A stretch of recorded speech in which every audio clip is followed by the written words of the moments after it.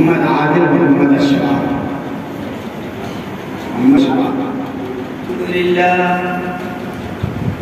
الحمد لله وكفى وسلام على عباده الذين اصطفى. أما بعد، فقد قال الله عز وجل في القرآن المجيد والفرقان الحميد: أعوذ بالله من الشيطان الرجيم، بسم الله الرحمن الرحيم. إن الله لا يغفر أن يشرك به ويغفر ما دون ذلك لمن يشاء ومن يشرك بالله فقد ضل ضلالا بعيدا. وقال النبي صلى الله عليه وسلم: من أحدث في أمرنا هذا ما ليس منه فهو رد. وأيضا قال النبي صلى الله عليه وسلم: من تمسك بسنتي عند فساد أمتي فله أجر بأجر شهيد.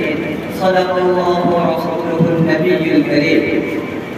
خلاف پیغمبر کا سیرہ گزین، خلاف پیغمبر کا سیرہ گزین کہ ہر قسم منزل نخواہت رسید. محترم بزرگوں اور دوستوں، آج کی اس محفل میں میرا موضوع سخن وہ بدعات اور خرافات ہے جن میں دور حاضر کے مسلمان مبتلا ہے. رب الجلال نے قرآن مقدس میں ارشاد فرمایا: بلا شبہ اللہ پاک نہیں بخشے گا اس بات کی اس کی خدائی میں کسی دوسرے کو شریک قرار دیا جائے، اور شرک کے ماں سوا گناہوں کو بخش دے گا جس کے لیے چاہے گا، اور جو شرک خدا کی خدائی میں دوسرے کو شریک کرتا ہے وہ دور کی برائی میں جا پڑا. اور محمد مصطفیٰ صلی اللہ علیہ وسلم نے اپنی پیاری زبان سے ارشاد فرمایا: جس نے ہمارے اس دین و مذہب میں دل سے ہٹ کر کوئی بات پیدا کی وہ مردود اور ناقابل قبول ہے. سرکار کائنات صلی اللہ علیہ وسلم نے اپنی امت کو پیغام سنایا کہ امت میں فساد کے وقت جس نے میری سنت کو مضبوطی سے تھام لیا اس کے لیے ماشاءاللہ خوشخبری ہے کہ وہ 100 شہیدوں کا اجر حاصل کرے گا. احترام معزز سامعین کرام، میں حیران و پریشان ہوں کہ کس بدعتوں کا بیان کروں، سماج میں پھیلی ہوئی بدعتوں و خرافات کا تذکرہ کروں یا اعمال شرکیہ میں روشنی ڈالوں. سمجھ میں کچھ نہیں آ رہا کہ چھیڑ ہونا ستا کیسے.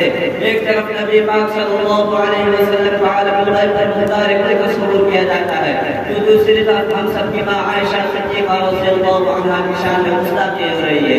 کہیں غیر اللہ کو حاضر اور شب بتایا جاتا ہے تو کہیں بدعتوں کو فروغ دے کر مسلمانوں کے عقائد پر ناپاک ہوتے ہوئے ہے. پیارے دوستو، ایک نہیں سینکڑوں ہزاروں بدعتوں و خرافات کا مبتلا ہے. سیدھا 10واں 40واں اور برسی منائی جاتی ہے. ہر سال ماہ ربیع الثانی کی 11ویں تاریخ کو محبوب سبحانی شیخ عبد القادر جیلانی کے نام سے یوم وفات منایا جاتا ہے. گھروں اور مسجدوں میں روشنی کا اہتمام کیا جاتا ہے. یاد رکھتے یوم وفات کو خوشی منانا محبت کی علامت نہیں، عداوت کی دلیل ہے. یہ سارے ثواب کے خاطر کھانا تیار کیا جاتا ہے، اس پر فاتحہ پڑھنی ہوتی ہے. جبکہ سرکار دو جہاں صلی اللہ علیہ وسلم نے صحابہ کرام تابعین تابعین اور سلف صالحین نے کہیں اس کا وجود نہیں ملتا.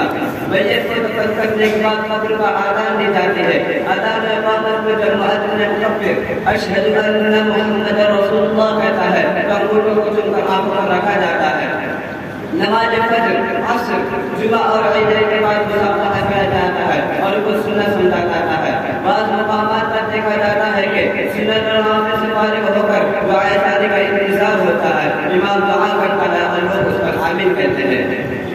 سامعین حضرات، یہی خالص توحید کا پیغام تھا جس کی وجہ سے آپ پر پتھر برسائے گئے، آپ کے راستے میں کانٹے بچھائے گئے، آپ کو گالی دی گئی، آپ پر ولادت سے ڈالی گئی. یہی توحید کا پیغام تھا جس کی وجہ سے صحابہ کرام کو ستایا گیا، صحابہ کرام کا نام مخفور کیا گیا، صحابہ کرام کو عرب کی تشریح ہوئے سے لٹایا گیا، صحابہ کرام کو آپ کے عوام کو سلایا گیا، صحابہ کرام کی بیوہ اور بچے کو یتیم کر دیا گیا. الغرض وہ سب کچھ ہوا جس سے تاریخ کبھی فراموش نہیں کر سکتی. پیارے دوستو، اگر ہم چاہتے ہیں کہ دنیا کے ساتھ ہماری آخرت بھی سنور جائے، اللہ کا رسول ہم سے راضی ہو جائے، تو پیغمبر کے طریقوں پر چلنا ہوگا، آپ کی بات کو دل و جان سے ماننا ہوگا. اس